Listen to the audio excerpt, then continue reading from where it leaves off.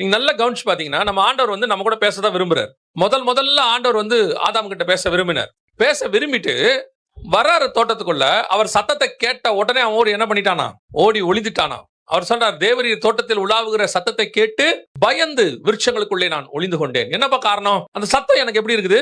பயமா இருக்குது. இந்த சத்தம் கேட்கறதுக்கு எனக்கு எப்படி இருக்கு? ரொம்ப பயமா இருக்கு. அதனால எனக்கு அந்த சத்தம் வேண்டாம். தோட்டத்துல உலாவ வந்து அவனை தேடுறாரு. ஆதாமே, நீ எங்கே இருக்கிறாய்?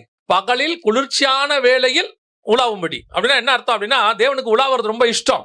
ஆதாம் கிட்ட பகலில் உலாவும்படி வந்தார். அந்த எண்ணம் வந்து அவருக்கு ஈடேறல. காரணம்னா ஃபர்ஸ்ட் அப்செட் ஆயிட்டார் ஆண்டவர். ஆதாமே, நீ எங்க இருக்கிறாய்? அதோட போய் ஒளிஞ்சவன் தான். திருப்பி 2000 வருஷம் கழிச்சு மோசையை வச்சு கர்த்தர் பேசுறாரு. இப்போ ஜனங்களோட நான் பேசுறேன். ஏன்னா 2000 வருஷம் ஸ்டாப் ஆயிடுச்சு. யாரோ ஒருத்தர் 2 பேர் தான் பேசுறாரு. அதுக்கப்புறம் ஏனோக்கு, அதுக்கப்புறம் வந்துட்டு நோவா, ஆபிரகாம் இப்படி பேசிட்டு இருக்காரு. இப்போ ஜனங்களோட மொத்தமா பேசணும் ஆண்டவருக்கு ஆசை. இப்ப வந்து இறங்குறாரு மலை மேல. ஜெய்ஜாண்டிக்கா இறங்கின உடனே அந்த காட்சியை பார்த்தவனே அவன் சொல்லிட்டான், நீ என்கிட்ட என்ன செய்யாதீங்க, பேச வேண்டாம். எவ்வளவு துக்கம் இருந்திருக்கும் பாருங்க ஆண்டவருக்கு. எவ்வளவு பெரிய துக்கம் இருக்கு பாருங்க. ஆண்டவர் என்னோடு கூட பேச வேண்டாம், மோசே பேசட்டும். அவ்வளவுதான்.